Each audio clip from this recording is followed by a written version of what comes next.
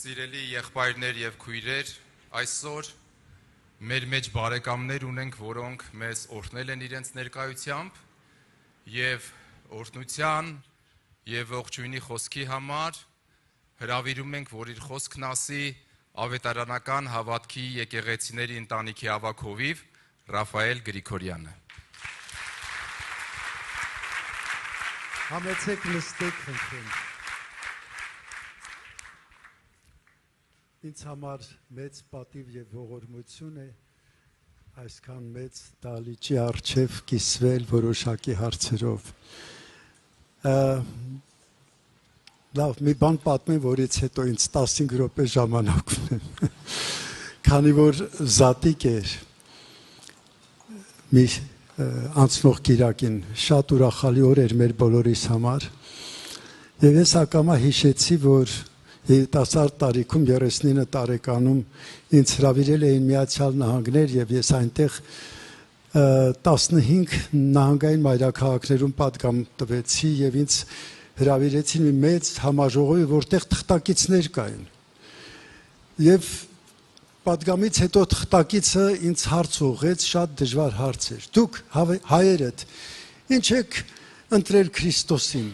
Չեք տեսնում, որ մահմեդականները, մյուսները, մոնղոլները, թաթարները, թուրքերը բոլորը անդադ ձեզ սպանում են։ Ընտրեիք Մուհամեդին կամ էլ Ռամակրիշնային կամ էլ Բուդդային, այսքան նեղություններ չէիք քաշի։ Ես պետք է պատասխանեի, չնայած Դեբո Շաքարյանը նստած էր այդտեղ, բայց պետք է պատասխանեի հարցին։ Ասեցի Բուդդան մեռել է դիզինտերիայից, Մուհամեդը մեռել է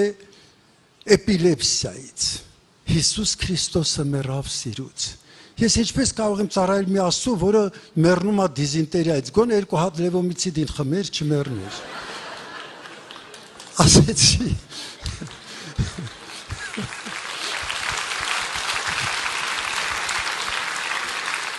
Ասեցի, բայց Հիսուս Քրիստոսը մեռավ սիրուց։ Նա կույրերին տեսողություն էր տալիս, խուլերին լսողություն էր տալիս, հրաշքներ անում, մեռելներին հարություն էր տալիս։ Բայց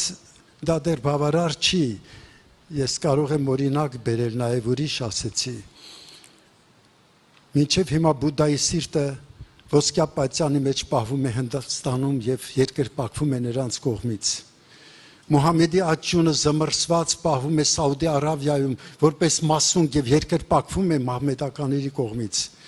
Ես ձեզ հրավիրում եմ Հիսուս Քրիստոսի գերեզմանը։ Նա դատարկ է, նա թափոր է,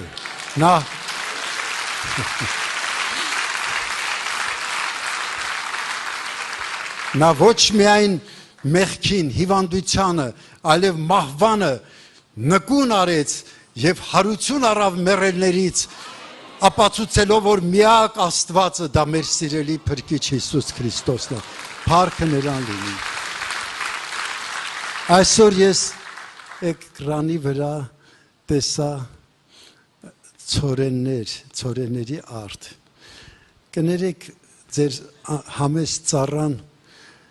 մի քիչ ես կողմնակից եմ ռադիկալիզմի քրիստոնեության մեջ։ Եվ այդ ցորենի հասկերը ինձ մի համար հուշեցին։ Եվ Տերը ասում է, որ եթե ցորենի հատիկը մեռնի հողի մեջ, շատ պտուղ կտա։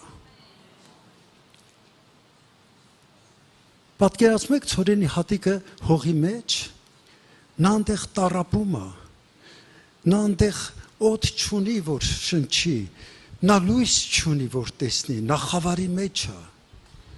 խավարի մեջ ինքնա զոհողության է գնում, տառապում է ինքը մթությունից, անլույսից եւ գնում է դեպի մահը, բայց իր մահը այնքան արդյունավետ է լինում։ Գիտեք, մեզնից շատ մեծ բան է պահանջվում սեփական կյանքը զոհաբերել ուրիշների համար։ Երբեմն մեզ Տերը վերցնում է եւ տանում է շատ խավար տեղեր եւ զրկում է նույնիսկ ներկայությունը զգալուց, բայց Սուրբ Գիրքը ասում է խավարի մեջ պահված գանձեր կան։ Եվ ոչ միայն այցելությունները, շռնդալից օրհնությունները, երջանկությունները, որ վայելել են, ես ինքս էլ երկար տարիներ վայելել եմ նրա շոշափելի առկայությունը, բայց գիտեմ, որ նա տանում է մեզ երբեմն թույլ է տալիս տառապանքի, դժվարությունների, նեղությունների մեջ ընկնել, որովհետև նման դեպքում մենք ավելի մասնակից ենք լինում, կարծես թե այն չարչարանքներին, որ Հիսուսը կրեց մեզ համար, իսկ մենք ինչ իր համար։ Մենք ինչ, մի հոգու մասին ասեմ մենակ, Սմիթ Վիգելսվորդը 14 գրանցված մեռելների հարության միջոց եղավ։ Հզոր մի անձնավորություն, որի ներկայությունը 3000 կիլոմետր հեռավորության վրա մարդիկ զգում էին։ Եվ մի օր իր աղջիկը եւ Փեսան նստած էին առաջի հարկում ընթրիք էին անում, հանկարծ երկրորդ հարկից, որ աստիճաներով են իջնում, երկրորդ հարկի աստիճաների գլխավերևին տեսան աղոթքի սենյակից դուրս եկած Սմիթ Վիգելսվորդին։ Նրա աչքերից արցունքներ էր հոսում։ Լաց էր լինում, ասեց, իմացաք քիչ առաջ ինչ եղավ ինձ հետ։ Ասում եմ, մենք թե դադարեցրած նայում էինք ապշած Վիգելսվորդի հայացքին։ Աստված հզոր ձևով այցելեց ինձ կրակի չափ վրես։ Եվ Հիսուսը խոսեց, Սմիթ, ես քեզ կոչնչացնեմ այնպես, որ քեզնից այլևս Սմիթ Վիգելսվորդը չի մնա, այլ նրա փոխարին կլինի Հիսուս Քրիստոսը։ Ինչքան մենք փոքրանանք մեր մեջ, ինչքան մեր ինքնարժեքը, մեր դիրքապաշտությունը, մեր փառասիրությունը, ինչքան շպրտված լինի ոտքերի տակ, այնքան մեր մեջ կաճի ու կմեծանա Հիսուս Քրիստոսը։ Փառք իրան։